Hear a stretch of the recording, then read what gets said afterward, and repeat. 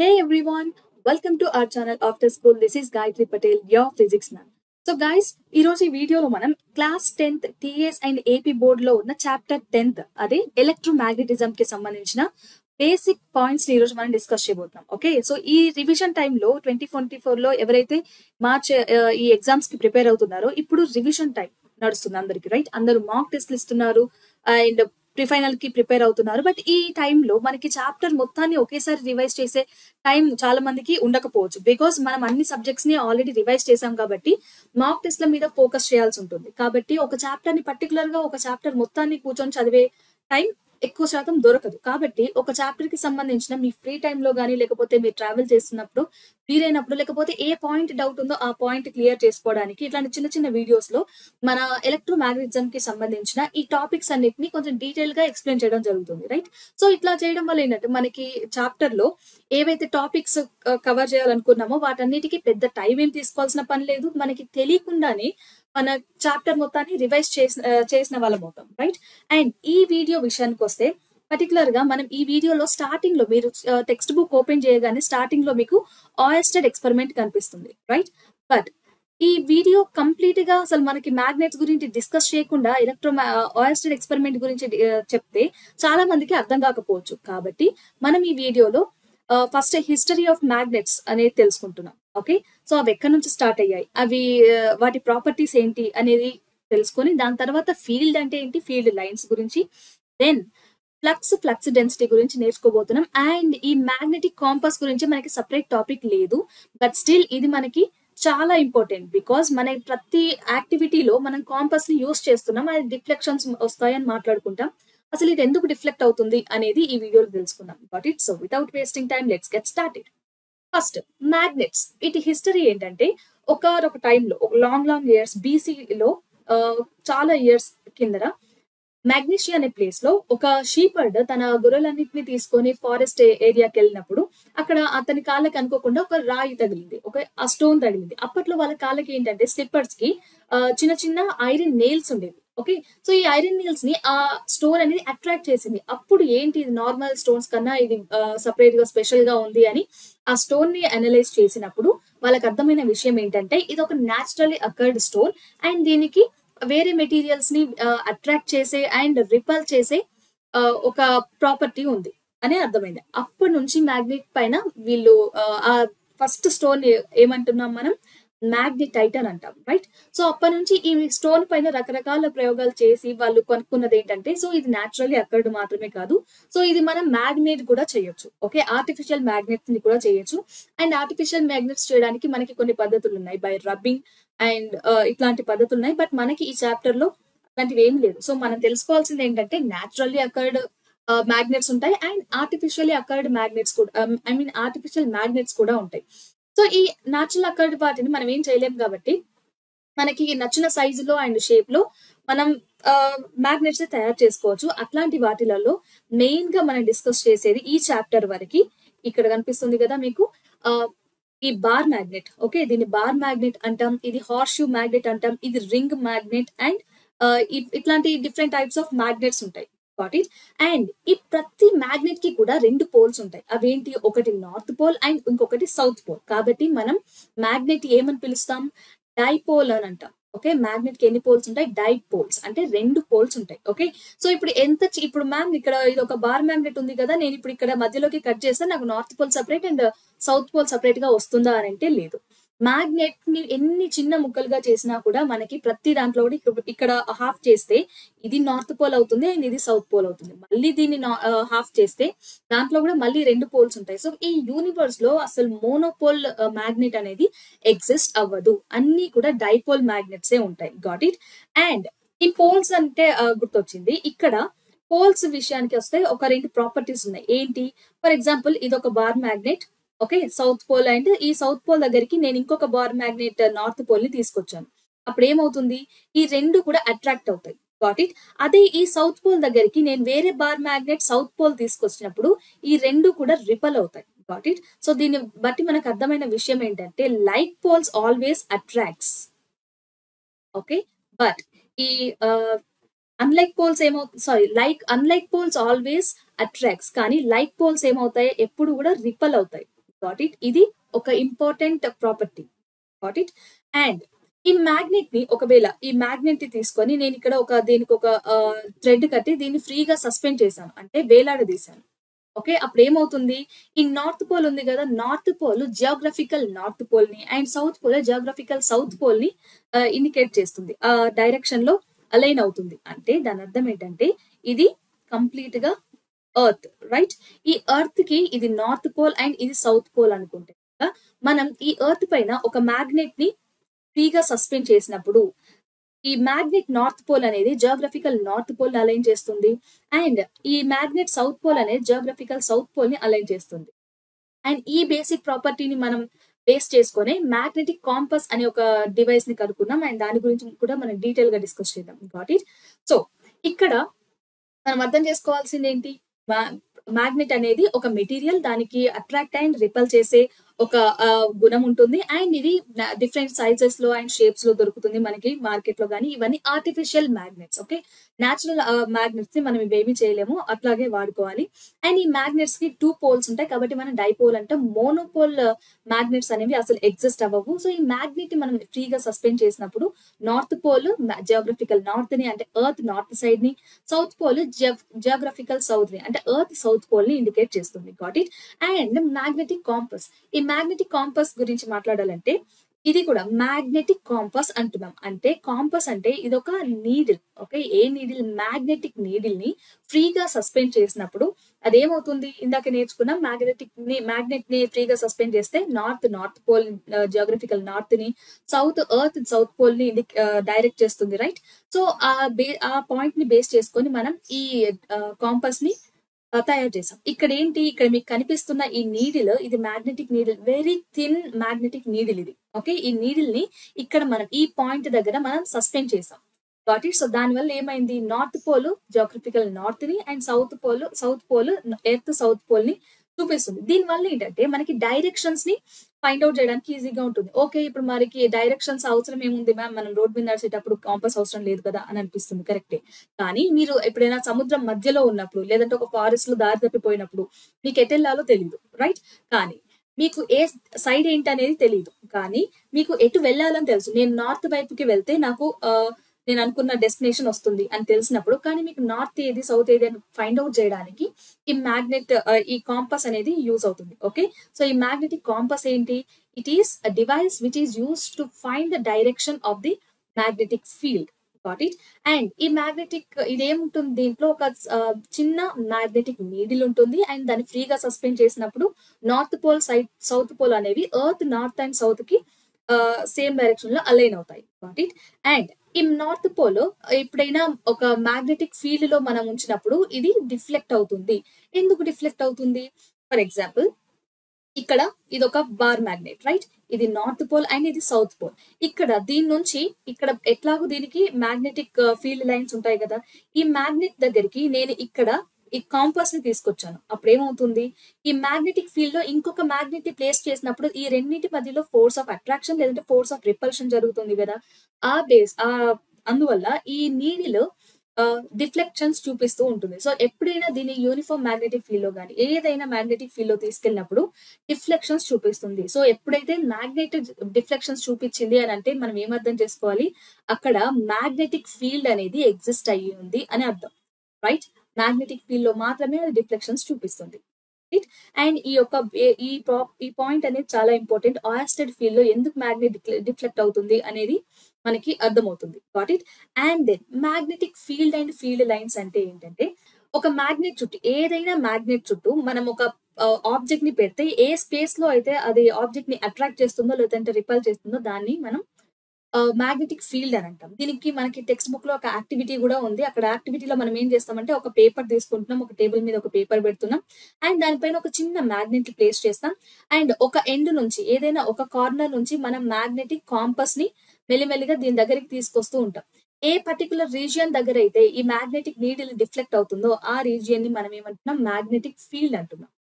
And ఎక్కడైతే ఇది deflect అవ్వదో అది మ్యాగ్నెటిక్ ఫీల్డ్ కిందకి రాదు. Right? So space around the bar magnet in which it exerts force of attraction or force of repulsion on other objects is nothing but magnetic field. And ఈ field ఎట్లా ఉంటుంది మరి అని అంటే, దీనికి ఒక స్పెసిఫైడ్ షేప్ ఉంటుంది. ఇక్కడ మీకు కనిపిస్తుంది కదా! ఇక్కడ బార్ మ్యాగ్నెట్ తీసుకున్నాం. అండ్ ఇక్కడ కనిపించే లైన్స్ అన్నీ గూడా మ్యాగ్నెటిక్ ఫీల్డ్ లైన్స్ అన్నమాట. ఇక్కడ నార్త్ నుంచి ఇక్కడ నుంచి స్టార్ట్ అయ్యి ఇక్కడికి అంటే సౌత్ వైపుకి వెళ్తున్నాయి. ఈ ఫీల్డ్ లైన్స్ అన్ని రైట్. అంటే ఇక్కడ మీరు కరెక్ట్ గా అబ్జర్వ్ చేస్తే ఇవన్నీ కూడా ఇక్కడ నుంచి ఎన్నైతే స్టార్ట్ అవుతున్నాయో ఇక్కడ నుంచి అన్ని ఫీల్డ్ లైన్స్ లోపలికి వస్తున్నాయి రైట్. సారీ, ఇక్కడ ఈ యారో డైరెక్షన్ ఇట్లా ఉండదు. ఓకే, ఇక్కడ నుంచి నార్త్ నుంచి ఫీల్డ్ లైన్స్ అన్ని బయటకు వస్తాయి అండ్ సౌత్ నుంచి ఈ ఫీల్డ్ లైన్స్ అన్ని లోపలికి వెళ్తాయి. సో దీన్ని బట్టి మనకి ఏం అర్థం అవుతుంది అని అంటే ఇవి మనకి అంటే కనిపించవు, నేకడైతే మనం చూడలేము. ఓకే, ఇవి ఒక ఇమాజినరీ లైన్స్. ఓకే, కానీ ఇవి కంటిన్యూస్ ఒక సర్క్యులర్ లూప్స్. ఇవి ఫైన్, ఏ మ్యాగ్నెట్ తీసుకున్నా దాని చుట్టూ మనం ఇమాజినరీ లైన్స్ చూడలేము, కానీ ఇవి క్లోజ్డ్ లూప్స్. అంటే బయట ఈ మ్యాగ్నెట్ బయట నార్త్ నుంచి సౌత్ కి వెళ్తున్నాయి రైట్. అండ్ మ్యాగ్నెట్ లోపల ఇవి సౌత్ నుంచి నార్త్ కి వెళ్తున్నాయి. ఇవి మనం డైరెక్ట్ గా మ్యాగ్నెట్ ని చూసినప్పుడు ఈ విషయాన్ని మనం కన్ఫర్మ్ చేయలేము. బట్ ఈ చాప్టర్ లో మనకి కొన్ని ఎక్స్పెరిమెంట్స్ ఉన్నాయి, అక్కడ మీకు దీనికి ప్రూఫ్ దొరుకుతుంది. Got it. అండ్ ఈ మ్యాగ్నెట్ స్ట్రెంత్ ని, ఈ మ్యాగ్నెటిక్ ఫీల్డ్ అనేది 3 డైమెన్షనల్ స్పేస్, కంప్లీట్ గా 3 డైమెన్షనల్ లో ఇది ఉంటుంది, అన్ని 3 డైమెన్షనల్ లో. సో దీనికి స్ట్రెంత్ ఉంటుంది అండ్ డైరెక్షన్ కూడా ఉంటుంది, కాబట్టి ఇది ఒక vector quantity. Got it. And దీనికి యూనిట్స్ ఏంటంటే, మ్యాగ్నెటిక్ ఫీల్డ్ కి ఉన్న యూనిట్స్ ఏంటంటే Tesla right. And magnetic field ని ఏ లెటర్ తో ఇండికేట్ చేస్తాం మనం? బి అనే లెటర్ తో ఇండికేట్ చేస్తాం. అండ్ బి అనేది అంటే ఈ మ్యాగ్నెటిక్ ఫీల్డ్ వెక్టర్ కాబట్టి బి పైన బార్ అని రాస్తాం. అండ్ దీని మ్యాగ్నిట్యూడ్ ఏంటి? సరే, ఇది దీనికి వెక్టర్ కాబట్టి మ్యాగ్నిట్యూడ్ అండ్ డైరెక్షన్ ఉంది, కానీ మ్యాగ్నిట్యూడ్ ఎట్లా తెలుస్తుంది అంటే ఇది ఎక్కడ మాక్సిమం ఉంటుంది? పోల్స్ దగ్గర. ఎక్కడైతే స్ట్రెంత్ ఎక్కడ ఎక్కువ ఉంటుంది అంటే ఈ మ్యాగ్నెటిక్ ఫీల్డ్ లైన్స్ అన్ని కూడా ఎక్కడ ఎక్కువ అలైన్ అయి ఉంటాయో ఆ ప్లేస్ ని మనం ఏమంటున్నాం, ఆ ప్లేస్ లో మ్యాగ్నెటిక్ ఫీల్డ్ స్ట్రెంత్ ఎక్కువగా ఉంటుంది. ఎక్కడైతే ఈ ఫీల్డ్ లైన్స్ అని దూరంగా ఉంటాయో అక్కడ ఫీల్డ్ స్ట్రెంత్ అనేది లెస్ గా ఉంటుంది, తక్కువగా ఉంటుంది. సో ఇప్పుడు ఈ డయాగ్రామ్ చూసి చెప్పండి, మ్యాగ్నెటిక్ ఫీల్డ్ స్ట్రెంత్ ఎక్కడ ఎక్కువగా ఉంది?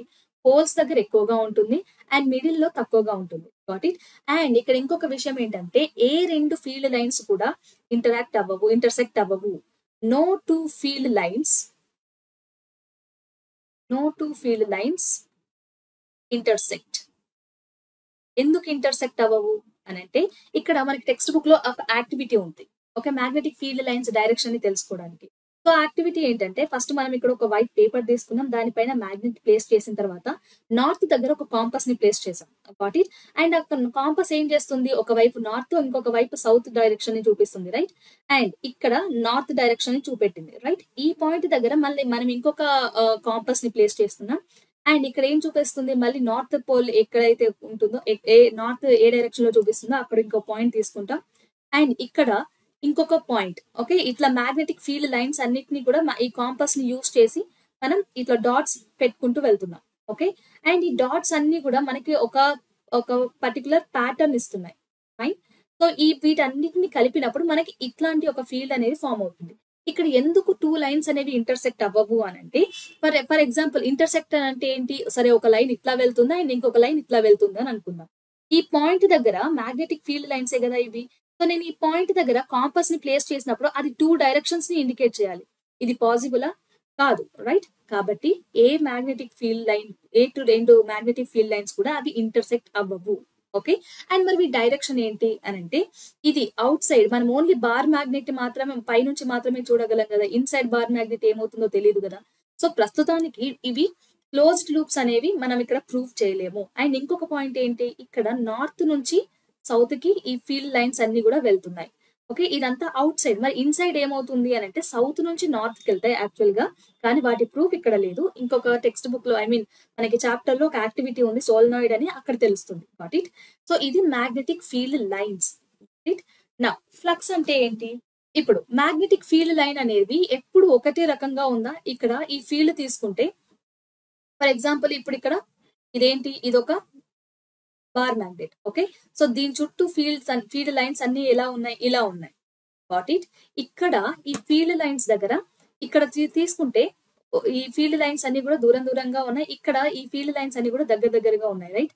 So same direction and same వాటి మ్యాగ్నిట్యూడ్ అనేది సేమ్ గా లేదు ఒక పాయింట్ దగ్గర, కాబట్టి ఇది నాన్ యూనిఫామ్ అని అంటాం. ఓకే, ఇది నాన్ యూనిఫామ్ మ్యాగ్నెటిక్ ఫీల్డ్. అదే మ్యాగ్నెటిక్ ఫీల్డ్ యూనిఫామ్ గా ఉండాలి అని అంటే ఈ ఫీల్డ్ లైన్స్ అన్ని కూడా ఒకటే డైరెక్షన్, ప్రతి పాయింట్ దగ్గర కూడా ఈ ఫీల్డ్ లైన్స్ కి సేమ్ డైరెక్షన్ ఉండాలి అండ్ వాటి మ్యాగ్నిట్యూడ్ కూడా సేమ్ ఉండాలి. సో ఇక్కడ ఈ పాయింట్ దగ్గర తీసుకుంటే ఇక్కడ మ్యాగ్నిట్యూడ్ అండ్ డైరెక్షన్ సేమ్ గా ఉంది, ఈ పాయింట్ దగ్గర సేమ్. సో ఈ అన్ని పాయింట్స్ దగ్గర magnetic field and direction same గా ఉంది, రైట్? సో ఇట్లాంటి ఫీల్డ్ అని మనం ఏమంటున్నామంటే యూనిఫామ్ మ్యాగ్నెటిక్ ఫీల్డ్ అంటాం. Got it? అండ్ ఇక్కడ ఎప్పుడైతే మనం ఒక మ్యాగ్నెటిక్ ఫీల్డ్ లో యూనిఫామ్ మ్యాగ్నెటిక్ ఫీల్డ్ లో ఒక ఏరియా కన్సిడర్ చేసామో అప్పుడు ఏంటి, ఆ ఏరియా నుండి కొన్ని నంబర్ ఆఫ్ ఫీల్డ్ లైన్స్ అనేవి వెళ్తాయి కదా. ఆ నంబర్ ఆఫ్ ఫీల్డ్ లైన్స్ అనేవి మనకి ఏం చెప్తుంది, మ్యాగ్నెటిక్ ఫ్లక్స్ అనేది చెప్తుంది. ఓకే, సో ఫ్లక్స్ అంటే ఏంటి, ఇప్పుడు ఫ్లక్స్ ని మనం తో ఇండికేట్ చేస్తాం. సో మ్యాగ్నెటిక్ ఫ్లక్స్ ని ఎట్లా డిఫైన్ చేయొచ్చు, the number of field lines passing through the plane of area A perpendicular to the field. ఎందుకు పర్పెండిక్యులర్ అన్నాడు అని అంటే, ఇది ఇక్కడ 3 కేసెస్ కనిపిస్తున్నాయి కదా. ఫస్ట్ ఇది ఫీల్డ్ ఎక్కడి నుంచి ఎక్కడికి వెళ్తుంది, ఇటు నుంచి ఇటు వెళ్తుంది, రైట్? ఇక్కడ నేను ఒక ఏరియాని కన్సిడర్ చేశాను, ఇక్కడ కనిపిస్తున్న ఈ ప్లేన్ ఇది ఏరియా. ఓకే, ఈ ప్లేన్ నుంచి ఎన్ని లైన్స్ వెళ్తున్నాయి, సో ఇక్కడ మనం సింపుల్ గా ఈ డయాగ్రామ్ చూసి ఏమని చెప్పొచ్చు, 1 2 3 4 లైన్స్ వెళ్తున్నాయి. So flux is equals to 4. Got it? Fine. ఇక్కడ ఏమని చెప్పొచ్చు, ఇక్కడ ఫీల్డ్ లైన్స్ అన్ని కూడా ఇలా వెళ్తున్నాయి. ఓకే, ఇవన్నీ ఫీల్డ్ లైన్స్. కానీ నేను వీటన్నిటి ఇక్కడ ప్లేన్ ఎట్లా తీసుకున్నాను, ఈ రకంగా తీసుకున్నాను. ఇక్కడ నాకు ఎన్ని ఫీల్డ్ లైన్స్ వెళ్తున్నాయి, 0 ఫీల్డ్ లైన్స్ వెళ్తున్నాయి, రైట్? ఎందుకు ఇక్కడ మాక్సిమం ఎందుకు వెళ్తున్నాయి, ఇక్కడ మినిమం ఎందుకు వెళ్తున్నాయి అంటే ఓరియంటేషన్. ఓకే, సో ఇక్కడ టీటా ఎంత ఇక్కడ ఫస్ట్ కేస్ లో టీటా అనేది 90 డిగ్రీస్ ఉంది. అంటే ఫీల్డ్ కి అండ్ ఏరియాకి మధ్యలో టీటా ఎంత, 90 డిగ్రీస్ ఉంది. కానీ ఇక్కడ ఇవి పర్పెండిక్యులర్ గా కాదు, ప్యారలల్ గా ఉన్నాయి. Got it? సో ఈ ఏరియాని మనం ఎట్లా కన్సిడర్ చేస్తామంటే, ఈ ఏరియా ప్లేన్ ఉందా, ప్లేన్ కి ఒక టాంజెంట్ తీసుకొని ఇక్కడ ఈ యాంగిల్ ని తీసుకుంటాం. ఇక్కడ ఏరియా ప్లేన్ ప్యారలల్ గా ఉంది, కానీ ఇక్కడ ఈ వెక్టర్ కి అండ్ ఈ మ్యాగ్నెటిక్ ఫీల్డ్ కి డైరెక్షన్ ఎంత, ఇది 90. Got it? అండ్ ఇక్కడ ఫస్ట్ దాంట్లో ఈ ప్లేన్ అనేది పర్పెండిక్యులర్ గా ఉంది, ప్లేన్ ఇస్ పర్పెండిక్యులర్, కానీ దీని ఇక్కడ ఇది ఈ వెక్టర్. ఓకే, ఈ plane area vector, right? So ఈ area vector and magnetic field same direction లో ఉన్నాయి కాబట్టి ఈ రెండింటికి మధ్యలో టీటా 0. సో అదే ఇక్కడ నేను ఈ కేసులో కొంచెం ఇంక్లైన్డ్ గా తీసుకున్నాను ఏరియాని. ఏమైంది, ఇక్కడ ఈ ఏరియా వెక్టర్ ఈ ఫీల్డ్ తో చేసే యాంగిల్ టీటా, రైట్? సో ఇక్కడ నాకు ఏమవుతుంది, ఇక్కడ 5 ఏమవుతుంది, PA cos θ అవుతుంది. సో మరి ఇక్కడ ఫ్లక్స్ డెన్సిటీని డిఫైన్ చేసి ఇక్కడికి వద్దాం. ఫ్లక్స్ డెన్సిటీ అంటే ఏంటంటే, డెన్సిటీ అంటే ఏంటి, మనందరికి మాస్ డెన్సిటీ తెలుసు. ఓకే, మాస్ డెన్సిటీ అని అంటే mass per unit volume, right? So flux density అని అంటే ఫ్లక్స్ అనేది త్రీ డైమెన్షన్ లో ఉన్నప్పటికీ కూడా మనం ఏరియాకి కన్సిడర్ చేస్తున్నాం, రైట్? సో ఫ్లక్స్ డెన్సిటీని మనం ఏ రకంగా ఇండికేట్ చేయొచ్చు, B తో ఇండికేట్ చేయొచ్చు. That is nothing but flux per unit area. Okay, flux per unit area అని మనం మ్యాగ్నెటిక్ ఫీల్డ్ డెన్సిటీ అని అంటాం. దీన్ని ఎట్లా డిఫైన్ చేయొచ్చు, B is equals to 5/A, right? So simple గా నేను 5 ఏమని రాయొచ్చు, B.A అని రాయొచ్చు. సో డాట్ ప్రొడక్ట్ ని మీరు నెక్స్ట్ 11th క్లాస్ లో నేర్చుకుంటారు. సో ఇక్కడ సింపుల్ గా ప్రస్తుతానికి ఈ డాట్ తీసేయాలంటే PA cos θ అని రాయొచ్చు. Got it? అండ్ ఇది ఎప్పుడు మాక్సిమం ఉంటుంది, ఇక్కడ మీరు ఇందాక చూసారు కదా, ఇక్కడ టీటా ఉంది, రైట్? సో ఇక్కడ ఫ్లక్స్ ని ఏమని రాయొచ్చు, BA cos θ. Okay, so first case తీసుకుందాం. ఈ కేస్ ఇది ఫస్ట్ కేస్ అండ్ ఇది సెకండ్ కేస్ అనుకుందాం, రైట్? ఫస్ట్ కేస్ లో యాంగిల్ ఎంత, యాంగిల్ బిట్వీన్ ఈ టీటాకి, ఈ ఏరియా టాంజెంట్ కి అండ్ మ్యాగ్నెటిక్ ఫ్లక్స్ కి, ఓకే, ఐ మీన్ ఫీల్డ్ కి టీటా ఎంత, టీటా అనేది 0 ఉంది కాబట్టి ఫ్లక్స్ ఏమవుతుంది, 0 అవుతుంది. కాబట్టి ఇక్కడ మినిమం ఫ్లక్స్ ఉంటుంది, flux. Okay, flux density, flux మనం 5 గురించి మాట్లాడుతున్నాం. అండ్ ఇక్కడ సెకండ్ కేస్ లో ఏంటి, యాంగిల్ బిట్వీన్ దేనికి ఇక్కడ ఏరియా వెక్టర్ కి అండ్ మ్యాగ్నెటిక్ ఫీల్డ్ కి కదా. సో ఇక్కడ angle is 90 degrees. Okay, so flux ఏమవుతుంది, cos 90 is 1. సో ఇక్కడ BA ఇది మాక్సిమం. Got it? సో ఈ మ్యాగ్నెటిక్ ఫ్లక్స్ డెన్సిటీ ఎప్పుడు మాక్సిమం ఉంటుంది, ఏరియాని పర్పెండిక్యులర్ గా తీసుకున్నప్పుడు మాత్రమే మాక్సిమం ఉంటుంది, ప్యారలల్ గా తీసుకుంటే మినిమం ఉంటుంది. అందుకే మనం డెఫినేషన్ లో పర్పెండిక్యులర్ టు ద ఫీల్డ్ అని అన్నాం. Got it? ఇది flux density. So guys, this is all about magnetic field lines, flux density, then magnetic compass. I hope you have understood. And మనం నెక్స్ట్ క్లాస్ లో ఈ complete Oersted experiment నుంచి start చేయబోతున్నాం. Oersted experiment, దాని తర్వాత ఈ field tube, long straight wire and circular coil and solenoid. Got it? So guys, so we'll meet in the next class. So until then, keep learning and bye.